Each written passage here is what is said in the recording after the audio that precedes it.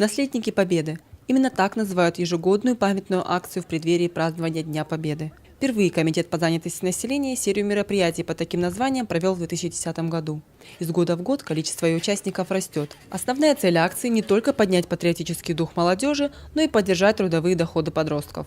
Ребята в основном заняты на санитарной очистке территорий памятников, мемориалов, скверов, занимаются их мелким ремонтом, помогают ветеранам в быту на приусадебных участках.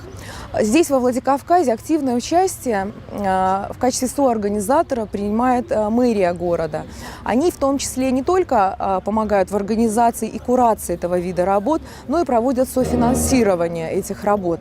Ребята у нас получают материальную поддержку от службы занятости в этом году в размере 1275 рублей. И плюс еще заработную плату им выплачивает здесь, во Владикавказе, мэрия Владикавказа. На сегодняшний день в акции «Наследники Победы» приняли участие уже около 300 подростков со всех районов республики.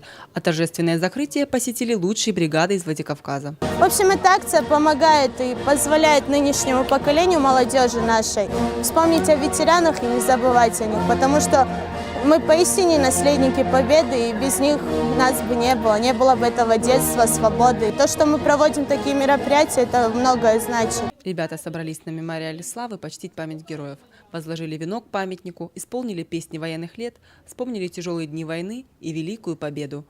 Ангела Кубалова, Ацамаз Шипшев, Осетия ТВ.